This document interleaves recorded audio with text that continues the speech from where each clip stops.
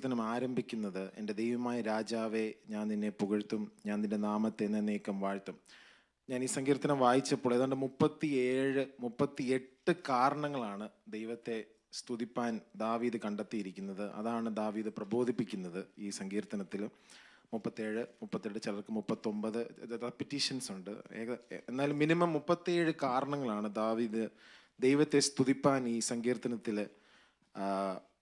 പറഞ്ഞിരിക്കുന്നത്. അതിനെ 4ആയിട്ടാണ് ഞാൻ തിരിക്കാൻ ആഗ്രഹിക്കുന്നത്. ആദ്യത്തെ 2 വാക്യങ്ങൾ ദാവീദ് പറയുന്നത്, ഞാൻ രാജാവിനെ പുകഴ്ത്തും, ഞാൻ ദൈവമായ രാജാവിനെ പുകഴ്ത്തും, ഞാൻ ദൈവത്തിൻ്റെ നാമത്തെ വാഴ്ത്തും, നാൾ തോറും ഞാൻ നിന്നെ വാഴ്ത്തും. അതായത് ഒരു ദിവസത്തേക്ക് മാത്രമല്ല ദാവീദിൻ്റെ സ്തുതി എല്ലാ ദിവസവും ഉണ്ട്. അതാണ് ദാവീദ് പറയുന്നത്, നാൾ തോറും ഞാൻ നിന്നെ വാഴ്ത്തും. ദാവീദ് തൻ്റെ മക്കളെയും കൊച്ചുമക്കളെയൊക്കെയും പ്രബോധിപ്പിക്കുകയാണ് ഈ സങ്കീർത്തനത്തിലൂടെ. എന്നിട്ട് ദാവീദ് പറയുന്നത്, ഞാൻ നിന്റെ നാമത്തെ എന്നേക്കും വാഴ്ത്തും. David is exhorting the people to praise God, and then David is saying, I'll praise your name forever and ever. So his praises is not limited to one day. His praise is not limited to a week, a year, or a couple of years. His praise is forever. It's eternal, right? As long as he lives. And even if he dies, his kids and his grandkids will praise the Lord, or that is what he's exhorting his kids to do.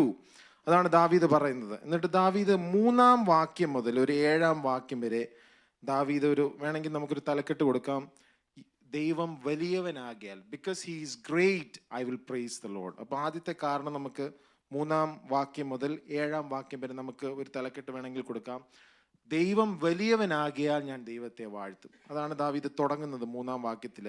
യഹോവ വലിയവനും, Hebrew ബൈബിളിൽ യാഹുവേ എന്നാണ് പറയുന്നത്, യാഹുവേ വലിയവനും അത്യന്തം സ്തുത്യനുമാകുന്നു, അവൻ്റെ മഹിമ അഗോചരമത്ര. His greatness is unsearchable. എന്ന് വെച്ചാൽ നമ്മുടെ മനസ്സിൽ കോംപ്രിഹെൻഡ് ചെയ്യാൻ പറ്റാത്ത രീതിയിൽ ദൈവം വലിയവനാണ്. അതായത് his greatness cannot be limited to human minds. His greatness cannot be limited to how we can think about God, but it's above that. It's above how we can think about God. അതാണ് ദൈവത്തിൻ്റെ മഹിമ, അതാണ് ദൈവത്തിൻ്റെ വലിപ്പം എന്ന് പറയുന്നത്.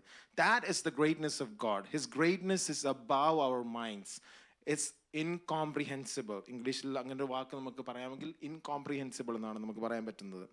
And then David says, തലമുറയോട് നിന്റെ ക്രിയകളെ പുകഴ്ത്തി നിന്റെ വീര്യപ്രവൃത്തികളെ പ്രസ്താവിക്കും. So David is exhorting the next generation. He's saying, one generation shall praise your works to another and shall declare your mighty acts. ഇതിന് പ്രത്യേകമായിട്ട് there is no context for this particular chapter. ഇത് ദാവീദിൻ്റെ ഒരു general സാമാണ്. So എന്നാലും നമുക്ക് മിസ്രൈമിൽ നിന്ന് ഇസ്രായേലിനെ വിടുവിച്ച ദൈവത്തെ പുകഴ്ത്തുന്ന ഒരു ചില വാക്യങ്ങൾ നമുക്കിതിൽ കാണാൻ പറ്റും. അതാണ് ദാവീദ് പറയുന്നത്, one generation shall praise your works to another and shall declare your mighty acts. ആ ആക്ട്സ് മെയിൻലി ഉദ്ദേശിക്കുന്നത് മിസ്രൈമിൽ ഫറവോന്റെ അടിമത്തത്തിൽ നിന്നും ഇസ്രായേലിനെ വിടുവിച്ച കാര്യമാണ് പറയുന്നത്. And that is what David says, നിന്റെ വീര്യപ്രവൃത്തികളെ പ്രസ്താവിക്കും. അത് വലിയൊരു വീര്യപ്രവൃത്തിയാണ് കർത്താവ് ദൈവം ചെയ്തത്. അതായത് മിസ്രൈമിൽ ഫറവോന്റെ അടിമത്തത്തിൽ നിന്നും നമ്മൾ ആവർത്തനത്തിലും സംഗീത പുസ്തകത്തിൽ അത് വായിക്കുന്നുണ്ട്. ഇസ്രായേലിനെ വിടിച്ചു, ഇസ്രായേൽ മക്കളെ വിടുവിച്ചു, എന്നിട്ട് പോലും അവർ പിറുപിറുത്തു. എന്നാലും ദാവീദ് പറയുകയാണ്, ഒരു തലമുറ ദൈവത്തിൻ്റെ സ്തുതിയെ പ്രസ്താവിക്കും. ആരൊക്കെ പുകഴ്ത്തിയില്ലെങ്കിലും, ആരൊക്കെ ദൈവത്തെ സ്തുതിച്ചില്ലെങ്കിലും, ദൈവം വീണ്ടെടുത്ത് തൻ്റെ ജനത്തിൽ ചിലരെങ്കിലും ദൈവത്തെ സ്തുതിക്കും. അത് ദാവീദിൻ്റെ ഒരു പ്രത്യാശയാണ്. അത് നമ്മുടെ ഇന്നും അപ്ലൈ ചെയ്യുന്നൊരു കാര്യമാണ്. നമ്മളെല്ലാം വിളിച്ച് വേർതിരിച്ച ദൈവം, എന്നാലും ദൈവം നമ്മെ നോക്കുന്നു, നാം ദൈവത്തെ സ്തുതിക്കുന്നുണ്ടോ എന്നുള്ളത്. അപ്പോൾ നമ്മുടെ കടമയാണ്, നമ്മുടെ ഉത്തരവാദിത്വമാണ് ദൈവത്തെ സ്തുതിക്കുക എന്നുള്ളത്. അതാണ് ദാവീദ് ഇവിടെ പറയുന്നത്, one generation shall praise your works to another and shall declare your mighty acts. നമ്മൾ പറഞ്ഞില്ലെങ്കിൽ വേറെ ആരെങ്കിലും പറയും, റൈറ്റ്? സോ നമ്മൾ പറയേണ്ടത് നമ്മൾ തന്നെ പറയണം. നമ്മൾ സ്തുതിക്കണം, നമ്മൾ തന്നെ സ്തുതിക്കണം. വേറെ ആരും സ്തുതിച്ചാൽ പറ്റുകയില്ല. ദൈവം നമുക്കാണ് നന്മകൾ ചെയ്തിരിക്കുന്നത്. ദൈവം നമുക്ക് പേഴ്സണലാണ്. ആ റിലേഷൻഷിപ്പ്, ആ ബന്ധം എന്ന് പറയുന്നത്, ദൈവമായിട്ടുള്ള ബന്ധം എന്ന് പറയുന്നത് വ്യക്തിപരമായ ബന്ധമാണ്. അതൊരു ഗ്രൂപ്പായിട്ടുള്ള ബന്ധമല്ല. സഭയായി കോർപ്പറേറ്റ് ഒരു ബന്ധമുണ്ട്. എന്നാൽ അതിലുപരി ദൈവം നമുക്ക് ഓരോരുത്തർക്കുമാണ് നന്മകളെ ചെയ്തിരിക്കുന്നത്. ദൈവം നമ്മെ ഓരോരുത്തരെയുമാണ് വീണ്ടെടുത്തത്. അത് ഓർത്താൽ എത്രമാത്രം നാം ദൈവത്തെ സ്തുതിക്കേണ്ടി വരും. 5-ാം വാക്യം, നിന്റെ പ്രതാപത്തിൻ്റെ തേജസ്സുള്ള മഹത്വത്തെയും നിന്റെ അത്ഭുത കാര്യങ്ങളെയും ഞാൻ ധ്യാനിക്കും. ദാവീദ് പിന്നെയും തുടരുകയാണ്. David is continuing exhorting the next generation to praise God, and he's saying, on the glorious splendor of your majesty and on your wonderful works I will meditate. ഞാൻ ധ്യാനിക്കും. അപ്പം ധ്യാനിക്കുന്നത് എന്തുകൊണ്ടാണ്? ദൈവം അതിന് മാത്രം കാര്യങ്ങളാണ് ദാവീദിന്റെ ജീവിതത്തിൽ ചെയ്തിട്ടുള്ളത്. അതാണ് ദാവീദ് പറയുന്നത്, ഓൺ യുവർ വണ്ടർഫുൾ വർക്ക്സ്. മിസ്രൈമിന്റെ അടിമത്തത്തിൽ നിന്ന് ഇസ്രായേൽ മക്കളെ വിടുവിച്ചത് മാത്രമല്ല, ദാവീദിന്റെ സ്വന്തം ജീവിതത്തിൽ ആട്ടിടയനായ ദാവീദിനെ രാജാവാക്കിയ ദൈവം. ദാവീദിനെ എത്ര സ്തുതിച്ചാലും മതിയാവില്ല. കാരണം ആട്ടിടയനായിരുന്ന നമ്മെ ആരും നോക്കാതിരുന്ന ദാവീദിനെയാണ് ദൈവം തെരഞ്ഞെടുത്ത് ദാവീദ് രാജസന്നിധിയിൽ വരെ എത്തി. ദാവീദ് രാജാവായി. ഇസ്രായേലിന്റെ ഏറ്റവും വലിയ രാജാവായ ദാവീദാണ് പറയുന്നത്, നിന്റെ പ്രതാപത്തിന്റെ തേജസ്സുള്ള മഹത്വത്തെയും നിന്റെ അത്ഭുത കാര്യങ്ങളെയും ഞാൻ ധ്യാനിക്കും. നമുക്കറിയാം ദാവീദിനെ കുറിച്ച് ദൈവം പറയുന്നത് ദൈവത്തിന്റെ ഹൃദയപ്രകാരമുള്ള മനുഷ്യൻ എന്നാണ്. ദാവീദ് അത്രത്തോളം ദൈവവുമായി അടുത്തിരുന്നു, അല്ലേ? ദാവീദിന്റെ ഒരു വ്യക്തിപരമായ ബന്ധം ദാവീദിന്റെ സങ്കീർത്തനങ്ങളിൽ കൂടി നമുക്ക് കാണുവാൻ സാധിക്കും. അതുകൊണ്ടാണ്, അത്രത്തോളം ബന്ധമുള്ളത് കൊണ്ടാണ് ദാവീദ് പറയുന്നത് ദൈവത്തിനെ എത്ര സ്തുതിച്ചാലും മതിയാവുകയില്ലെന്നും. ഈ സങ്കീർത്തനത്തിൽ തന്നെ 37 കാരണങ്ങൾ ദാവീദ് പറയുന്നു. കാരണം ദാവീദിന് ദൈവവുമായ ഒരു വ്യക്തിപരമായ അടുത്ത ബന്ധം, ഒരു സ്നേഹബന്ധം, ഒരു ഊഷ്മളമായ ബന്ധം ഉണ്ടായിരുന്നു. He had a personal relationship with God, and that is very intense, right? If you look at the relationship between David and God, you see that it is very intense, and then relationship is out of that relationship David is writing all these psalms in the Psalms group, right? And out of that we see around 37 reasons in this psalm to praise the Lord. And then David continues and says, 6-ാം വാക്യം, മനുഷ്യർ നിന്റെ ഭയങ്കര പ്രവൃത്തികളുടെ ബലം പ്രസ്താവിക്കും. Men shall speak of the power of your awesome acts, and I will tell of your greatness. They shall eagerly utter the memory of your abundant goodness and will shout joyfully of your righteousness. ദൈവത്തിന്റെ നീതിയെ പറ്റിയാണ് പറയുന്നത്, അല്ലേ? ഞാൻ already പറഞ്ഞു, ഇതിന്റെ തലക്കെട്ട് ദൈവം വലിയവൻ. We should praise God because God is great. That is the title which I gave from verse 3 to 7.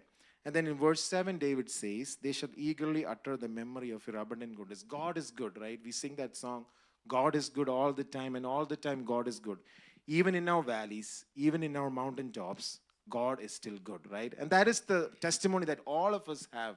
Whether we go through joyful situations, whether we go through sorrowful situations, God doesn't change because He is an immutable God. He is an unchangeable God. ദൈവം മാറ്റമില്ലാത്തവനാണ്. മാറ്റമില്ലാത്ത ദൈവത്തിന്റെ ആട്രിബ്യൂട്ട്സിന് ഒരു മാറ്റവും കാണത്തില്ല, right? So he is an unchangeable God, he is an immutable God, and his righteousness stands forever. അവന്റെ നീതി എന്നേക്കും നിലനിൽക്കുന്ന നീതിയാണ്. ഇവിടെ പറയുന്നത് നിന്റെ നീതിയെക്കുറിച്ച് ഉല്ലസിക്കും. അതുകൊണ്ട് തൻ്റെ നീതി എന്നേക്കും നിലനിൽക്കുന്നുണ്ട്. Since his righteousness endures for ever, I will sing aloud of your righteousness, right? അത് എത്ര സ്തുതിച്ചാലും മതിയാവില്ല. ദൈവത്തിന്റെ നീതിയെ പറ്റി എത്രത്തോളം നാം സ്തുതിച്ചാൽ മതിയാവില്ല. നാം അത് കണ്ടത് കാൽവറിയിലാണ്. കർത്താവായ യേശു ക്രിസ്തു തൻ്റെ നീതിയെ നമ്മെ ധരിപ്പിച്ചു, തൻ്റെ നീതി നമ്മെ ധരിപ്പിച്ചു. We are dressed in righteousness, we are cloth in righteousness. നമ്മുടെ പാപങ്ങളെ ഏറ്റുകൊണ്ട് അവൻ ക്രൂശിന്മേൽ കയറി അവൻ്റെ നീതി നമ്മെ ധരിപ്പിച്ചു. വിശ്വസിക്കുന്ന ഏവർക്കും തൻ്റെ നീതിയെ ലഭ്യമാക്കി കർത്താവ്. എന്നിട്ട് 8-ാം വാക്യത്തിൽ കർത്താവിൻ്റെ കൃപയെ പറ്റിയാണ് നമ്മൾ കാണുന്നത്, റൈറ്റ്? സോ 3 മുതൽ 7 വരെ we worship God or we praise God because He is great. 8 മുതൽ ഏതാണ്ട് 13 വരെ we praise God because He is gracious. ദൈവം കൃപാലുവാകയാൽ നാം ദൈവത്തെ സ്തുതിക്കണം. അതാണ് പറയുന്നത്. 8-ാം വാക്യം നമുക്ക് വളരെ സുപരിചിതമായ വാക്യം, നമ്മൾ കാണാപ്പാഠം പഠിച്ചിട്ടുള്ള വാക്യം, യഹോവ കൃപയും കരുണയും നിറഞ്ഞവൻ, ദീർഘക്ഷമയും മഹാദയുള്ളവൻ തന്നെ. നമ്മളിത് നോക്കുമ്പോൾ സംഖ്യാപുസ്തകം 14-ാം അധ്യായത്തിൻ്റെ 18-ാം വാക്യത്തിലാണ് നമ്മളിത് ആദ്യം കാണുന്നത്. നമുക്കറിയാം, അതിൻ്റെ പശ്ചാത്തലം ഞാൻ വിവരിക്കുന്നില്ല. ഇസ്രായേൽ മക്കള് മർമർ ചെയ്യുന്ന ഒരു അവസ്ഥയിൽ മോശ ദൈവത്തോട് മധ്യസ്ഥത അണയ്ക്കുന്ന ഒരു ഭാഗമുണ്ട് സംഖ്യാപുസ്തകത്തിൽ. In Numbers chapter 14 we see a portion where Moses intercedes to God because the spies came back from Canaan, and the spies gave a report about the land of Canaan, right? And hearing that, the Israelites were telling we should go back to Egypt, right? And they wanted to select another leader instead of Moses. And in that particular context, Moses intercedes to God. And Moses says with his own mouth, God is gracious and merciful, slow to anger and great in loving kindness.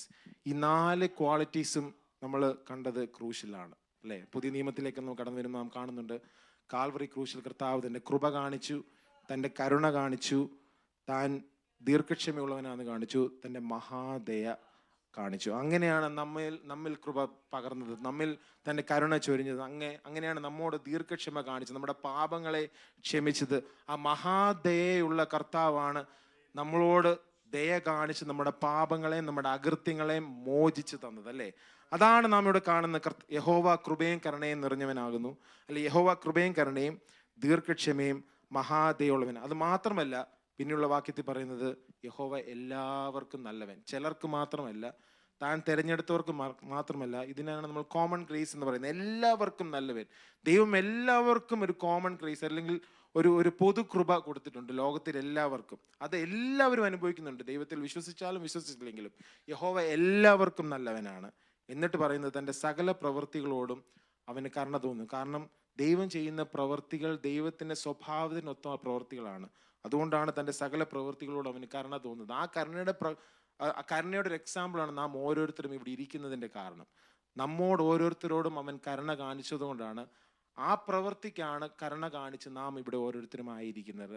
പാപത്തിൽ കിടന്നിരുന്ന നമ്മെ, അതിക്രമങ്ങളിലും പാപങ്ങളിലും മരിച്ചവരായിരുന്നു നമ്മളോട് അവൻ കരുണ കാണിച്ചു. ആ കരുണ കാരണം നാം ഇവിടെ ഇരിക്കുന്നത്. We were dead in our sins and trespasses, and God in His greatness, God in His love, God in His great mercy, God in His great grace, in His great love, showed compassion to each one of us. And that is the reason why we are sitting here on this Sunday morning praising Him and worshiping Him. And He is worthy of all our praises, because He's full of grace, He's full of compassion, He's full of kindness, and He's full of mercy. Not only that, it says He's slow to anger. ദീർഘക്ഷമ എന്ന് പറയുന്നത് അതുകൊണ്ടാണ്. അതിൻ്റെ exact word അതല്ല. Slow to anger എന്ന് പറഞ്ഞാൽ സമയമെടുക്കും ദേഷ്യപ്പെടാൻ എന്നുള്ള രീതിയിലാണ് പറയുന്നത്. Slow to anger. നമ്മളെല്ലാം we are all fast to get angry, right? But we serve a God who is slow to anger, and that is how he shows his patience. ദൈവത്തിൻ്റെ ക്ഷമ, അല്ലെ ദൈവത്തിൻ്റെ ആ പേഷ്യൻസ് എന്ന ആട്രിബ്യൂട്ട് നമ്മൾ പലപ്പോഴും നമ്മളിപ്പോഴും ജീവിതത്തിൽ അനുഭവിച്ചുകൊണ്ടിരിക്കുകയാണ്. ഇല്ലെങ്കിൽ we will all be destroyed, right? നമ്മളെല്ലാം നശിച്ചു പോകുന്നവരാണ്. 10-ാം വാക്യം പറയുന്നത്, യഹോവേ നിന്റെ സകല പ്രവൃത്തികളും നിനക്ക് സ്തോത്രം ചെയ്യും, നിന്റെ ഭക്തന്മാർ നിന്നെ വാഴ്ത്തും. മനുഷ്യപുത്രന്മാരോട് അവൻ്റെ വീര്യപ്രവൃത്തികളും അവൻ്റെ രാജ്യത്തിന് തേജസ്സുള്ള മഹത്വവും പ്രസ്താവിക്കേണ്ടതിന് അവർ നിന്റെ രാജ്യത്തിൻ്റെ മഹത്വം പ്രസിദ്ധമാക്കി നിന്റെ ശക്തിയെക്കുറിച്ച് സംസാരിക്കും. രാജാവായ ദൈവത്തെ പറ്റിയാണ് പിന്നീട് പറയുന്നത്. 13-ാം വാക്യം വരെ, all your works shall give thanks to you, O Lord. All your godly ones shall bless you. They shall speak of the glory of your kingdom and talk of your power. അപ്പോൾ ഈ രാജ്യത്വത്തിൻ്റെ പ്രത്യേകത എന്താണ്? ഈ രാജ്യത്വം എന്നേക്കും നിലനിൽക്കുന്ന രാജ്യത്വമാണ്, അല്ലേ? The kingship of God, it is eternal. The kingship of God reigns forever. അത് ദാവീദ് വാണതുപോലെ, ശലോമോൻ രാജാവായതുപോലെ, ശൗല് രാജാവായതുപോലെ ചില വർഷങ്ങൾ മാത്രം നിലനിൽക്കുന്ന രാജ്യത്വമല്ല, മറിച്ച് ദൈവത്തിൻ്റെ രാജ്യത്വം, കർത്താവിൻ്റെ രാജ്യത്വം എന്ന് പറയുന്നത് എന്നേക്കും നിലനിൽക്കും. നാം ഇനി അനുഭവിക്കാൻ പോവുകയാണ്. നാം എല്ലാം ആ മില്ലേനിയൽ കിങ്ഡത്തിൽ ദൈവത്തിൻ്റെ രാജ്യത്വത്തിൻ്റെ കീഴിലെ സിറ്റിസൺസ് ആയിട്ട് വസിക്കാൻ പോവുകയാണ് ഇനി കർത്താവ് വീണ്ടും വന്ന് കഴിയുമ്പോൾ. അപ്പോൾ ദാവീദ് മുൻകൂട്ടി പ്രവചിക്കുകയാണ്. ഇവിടെ ഒരു ഫ്യൂച്ചറിസ്റ്റിക് ടേമിലാണ് ദാവീദ് പറയുന്നത്. ഭൂതകാലവും വർത്തമാനകാലവും മാത്രമല്ല, ഭാവി കാലം കൊണ്ട് ദാവീദ് പറയാണ്, നിന്റെ രാജ്യത്വം നിത്യരാജ്യത്വം ആകുന്നു, right? He says your kingdom is an everlasting kingdom and your dominion endures throughout all generations, right? ആ രാജ്യത്വത്തിൻ്റെ കീഴിൽ നാം ഓരോരുത്തരും ഇപ്പോഴും ആയിരിക്കണം, അല്ലേ? നാം പുതിയ നിയമത്തിലേക്ക് കടന്നു വരുമ്പോൾ ദൈവത്തിൻ്റെ രാജ്യത്വം already it is been inaugurated. അത് ഓൾറെഡി ദൈവം കർത്താവ് തൻ്റെ ആദ്യ വരവിൽ തുടങ്ങി. ഓൾറെഡി നോട്ട് യെറ്റ് എന്നൊരു ഭാഗമുണ്ട്. അതായത് അത് ഓൾറെഡി തുടങ്ങിയെങ്കിലും അത് പൂർണ്ണമായിട്ട് ഫുൾഫിൽ ചെയ്തിട്ടില്ല, അല്ലെങ്കിൽ കംപ്ലീറ്റ് ചെയ്തിട്ടില്ല. അതിന് കർത്താവിൻ്റെ 2-ാം വരവിൽ വീണ്ടും വരും, നാം എല്ലാവരും എടുക്കപ്പെടും. ഇനിയും യഹൂദന്മാർക്ക് പിന്നെയും ചാൻസ് ഉണ്ട്. നമ്മൾ റോമർ 11 വായിക്കുന്ന പോലെ പിന്നീട് 1000 ആണ്ട് വാഴ്ചയുണ്ട്. നമ്മൾ അതിനെക്കുറിച്ചൊക്കെ പഠിച്ചിട്ടുണ്ട് ദാനിയേലിൻ്റെ പ്രവചനത്തിനും വെളിപ്പാട് പുസ്തകത്തിനും, അതിലേക്ക് പോകുന്നില്ല. ആ രാജ്യത്വം എന്ന് പറയുന്നത് എന്നേക്കും നിലനിൽക്കുന്ന രാജ്യത്വമാണ്, നിത്യരാജ്യത്വമാണ്.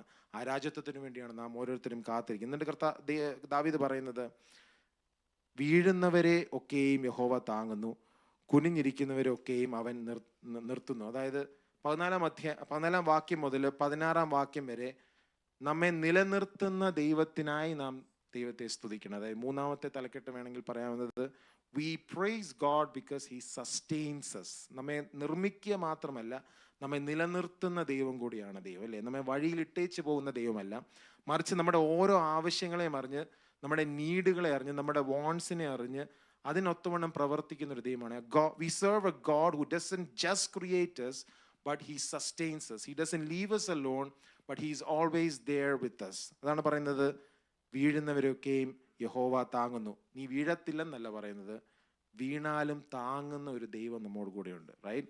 V serve a God who takes care of us and who sustains us even if we fall. The psalmist doesn't say that we won't fall, we will fall, right? നമ്മൾ humans ആണ്. We are humans, we are finite beings, we are comprehensible, right? And there are chances that we fall in this face of the earth. But we serve a God who is an infinite God, right? Who is full of mercy and compassion and kindness, and he sustains us even if we fall. അതാണ് psalmist പറയുന്നത്. And raises up all who are bowed down. കുനിഞ്ഞിരിക്കുന്നവരെയൊക്കെയും അവൻ നിവർത്തുന്നു. എന്നിട്ട് പറയുന്നത് എല്ലാവരുടെയും കണ്ണ് നിന്നെ നോക്കി കാത്തിരിക്കുന്നു, ഈ തത്സമയത്ത് അവർക്ക് ഭക്ഷണം കൊടുക്കുന്നു. നമ്മുടെ ആവശ്യങ്ങൾ, ലോർഡ്സ് പ്രെയർ, അതായത് കർത്താവിൻ്റെ പ്രാർത്ഥനയിൽ നമ്മൾ കാണുന്നുണ്ട്, ഞങ്ങൾക്ക് ആവശ്യമുള്ള give us our daily bread എന്നാണ് പറയുന്നത്, അല്ലേ? അന്നന്നത്തെ ആഹാരം നമുക്ക് നൽകുന്ന ദൈവമാണ്, നമ്മെ പട്ടിണിക്കിരുത്തുന്ന ദൈവമല്ല. ദൈവം അന്നന്നത്തെ ആഹാരം, നമ്മുടെ ആവശ്യങ്ങളെ നന്നായി അറിയുന്ന ദൈവമാണ്. അതാണ് മത്തായി 6:33 നമ്മൾ കാണുന്നത്. Seek ye first the kingdom of God and all these things, which is food, clothing and what we need to eat, what we need to drink and what we need to wear, ദൈവം അത് നൽകി തരുന്ന ദൈവമാണ്. അത് കർത്താവ് തൻ്റെ പരശുശ്രൂഷ വേളയിൽ അനേർക്ക് ദൈവം നമ്മൾ കാണുന്നുണ്ട്. 5000 പേരെ പോഷിപ്പിച്ചത്, 4000 പേരെ പോഷിപ്പിച്ചതൊക്കെ നമ്മൾ കാണുന്നുണ്ട്. So he fulfilled that and he still is a God who gives us what we need. നമ്മുടെ ആവശ്യങ്ങൾ അറിഞ്ഞ് പ്രവർത്തിക്കുന്ന ഒരു ദൈവമാണ്. എന്നിട്ട് പറയുന്നത്, നീ തൃക്കൈ തുറന്ന് ജീവനുള്ളതിനൊക്കെയും പ്രസാദം കൊണ്ട് തൃപ്തി വരുത്തുന്നു. യഹോവ തൻ്റെ സകല വഴികളിലും നീതിമാനും തൻ്റെ സകല പ്രവൃത്തികളും ദയാലുവാകുന്നു. 17 മുതൽ 19 വരെയുള്ള വാക്യങ്ങളിൽ we praise God because he is righteous, right? ദൈവം നീതിമാനാകിയാൽ നാം ദൈവത്തെ സ്തുതിക്കുന്നു. അതാണ് പറയുന്നത്, തൻ്റെ സകല വഴികളിലും, ചില വഴികളിലല്ല, ദൈവം തൻ്റെ ഇഷ്ടമുള്ളവരോട് മാത്രമല്ല, മറിച്ച് പറയുന്നത് ദൈവം തൻ്റെ യഹോവ തൻ്റെ സകല വഴികളിലും നീതിമാനും തൻ്റെ സകല പ്രവൃത്തികളിലും ദയാലുവാണ്. He's kind in all his deeds. അങ്ങനെ ആകാതിരിക്കാൻ ദൈവത്തിന് പറ്റത്തില്ല. Because it is a permanent and eternal attribute of God to be kind, to show love, to show compassion. If it is us, right, നമ്മൾ സർക്കംസ്റ്റാൻസസ് പോലെ പെരുമാറും, right? If it is a favourable circumstance we might show love and compassion and kindness. But our God, irrespective of the circumstances, despite the circumstances, he shows love, compassion and kindness to everyone. And that is the peculiarity and the speciality of a God whom we serve, of the God whom we serve. And that is why Psalmist says, the Lord is righteous in all his ways. ദൈവത്തിൻ്റെ എല്ലാ വഴികളും നീതിയുള്ള വഴികളാണ്, ഒന്നിലും തെറ്റ് കണ്ടുപിടിക്കാൻ പറ്റുകയില്ല. എന്നിട്ട് പറയുന്നത്, he is kind in all his deeds. അങ്ങനെ സകല പ്രവൃത്തികളിലും ഏറ്റവും വലിയ പ്രവൃത്തി എന്ന് പറയുന്നത് തൻ്റെ പുത്രനായ യേശു ക്രിസ്തുവിനെ നമുക്ക് ഓരോരുത്തർക്കും വേണ്ടി യാഗമായി, പരമയാഗമായി ക്രൂശിന്മേൽ അയച്ചു. നമ്മുടെ പാപങ്ങളെ വഹിച്ചുകൊണ്ട് ക്രൂശിന്മേൽ കയറി നമുക്ക് നിത്യജീവനെ നൽകിത്തന്നാണ് ഏറ്റവും വലിയ the mightiest act that God has ever done in our life, right?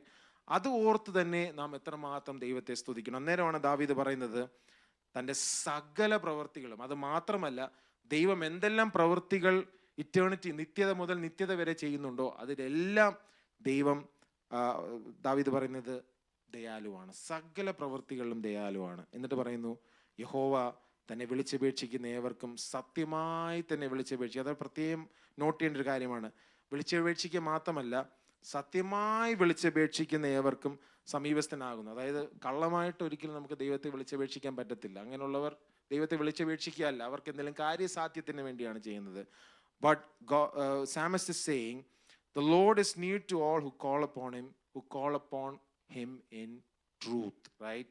So we are supposed to, or we are expected to call upon God in truth. We cannot call upon God just because we need our desires to be fulfilled, but rather, irrespective of whatever circumstances, whether we need something or not, we should still call upon God because he is God, right? അതിനാണ് ഇത്രയും കാരണങ്ങൾ, 37 കാരണങ്ങൾ ദാവീദ് ഈ സങ്കീർത്തനത്തിൽ പറയാൻ കാണും. 37 reasons why David is mentioning in this psalm is because he is God. Even if you don't have any reason in this world to praise God, you should worship or you should praise God because he is God, right? He is God and he created us, he sustains us, he knows our needs, he is a righteous God. എന്നിട്ട് ദാവീദ് conclude ചെയ്യുന്നത്, തൻ്റെ ഭക്തന്മാരുടെ ആഗ്രഹം അവൻ സാധിപ്പിക്കും, അവരുടെ നിലവിളി കേട്ട് അവരെ രക്ഷിക്കും. യഹോവ തന്നെ സ്നേഹിക്കുന്ന ഏവരെയും പരിപാലിക്കുന്നു, എന്നാൽ സകല ദുഷ്ടന്മാരെയും നശിപ്പിക്കും. And then finally he says, my mouth will speak the praise of the Lord. അടിവരയിട്ട് അണ്ടർലൈൻ ചെയ്ത് ദാവീദ് പറയാണ്, എൻ്റെ വായ യഹോവയുടെ സ്തുതിയെ പ്രസ്താവിക്കും, സകല ജഡവും അവൻ്റെ വിശുദ്ധ നാമത്തെ എന്നേക്കും വാഴ്ത്തട്ടെ. David is trying to encourage, exhort his kids, his children, his grandchildren, and all the Israelites to bless his holy name forever and ever. And that is why I selected those two songs, സ്തുതിപ്പിൻ ദൈവജനമേ select ചെയ്യാൻ കാരണം നമ്മൾ എത്ര സ്തുതിച്ചാലും മതിയാവുകയില്ല അല്ലേ. ദൈവത്തെ സ്തുതിക്കുക എന്ന് പറയുന്നത് ഇടപെടാതെ 7 ദിവസം 24 മണിക്കൂറും ചെയ്യേണ്ട പ്രവൃത്തിയാണ്. ദാവീദിന്റെ ഈ സ്തുതി എന്ന് പറയുന്നത് ഞായറാഴ്ചത്തെ കാര്യം മാത്രമല്ല പറയുന്നത്, ഇടപെടാതെ അത് നമ്മുടെ ജീവിത ശൈലിയാകണം, അത് നമ്മുടെ ജീവിത രീതിയാവണം. നമ്മുടെ ജോലി സ്ഥലങ്ങളിലായാലും നമ്മളെ വിദ്യാഭ്യാസ സ്ഥാപനങ്ങളായാലും, wherever we go, whether it's our schools or colleges or workplace or whatever we do, God expects us to praise him through our mouth, through our heart, through our mind, through our brain, whatever sense organs that we have, whatever organs that we have, everything belongs to God. And God expects us to praise God through our organs, through our body, through our mind, with our strength. അതുകൊണ്ടാണ് നമ്മൾ ബൈബിളിൽ പിന്നെയും കാണുന്ന പൂർണ്ണ ശക്തിയോടും പൂർണ്ണ ആത്മാവോടും പൂർണ്ണ മനസ്സോടും ദൈവത്തെ ആരാധിക്കണം എന്ന് പറയുന്നതിന് കാരണം God expects that, and he is God, and he is the only God who is qualified to receive our praises. He is the only God who is worthy of our praise. അതുകൊണ്ടാണ് ദാവീദ് പറയുന്നത്, എൻ്റെ വായ യഹോവയുടെ സ്തുതിയെ പ്രസ്താവിക്കും, സകല ജഡവും അവൻ്റെ വിശുദ്ധ നാമത്തെ എന്നേക്കും വാഴ്ത്തട്ടെ. അപ്പം 4 കാര്യങ്ങളാണ് ഞാൻ മെയിൻലി പറഞ്ഞത്. We praise God because he is great, 3-ാം വാക്യം. We praise God because he is gracious, ദൈവം കൃപാലു ആകിയാൽ. 3-ാമത്തെ കാര്യം, we praise God because he sustains us, നമ്മെ നിലനിർത്തുന്ന ദൈവം, നമ്മെ നിർമ്മിക്കുക മാത്രമല്ല നമ്മെ നിലനിർത്തുന്ന ദൈവവും കൂടെയാണ് ദൈവം. 4-ാമത്തെ കാരണം, we praise God because he is righteous, right? So we praise God because he is great, because he is gracious, because he sustains us, and we praise God because he is righteous. ദൈവം നമ്മെ അനുഗ്രഹിക്കുമാറാകട്ടെ.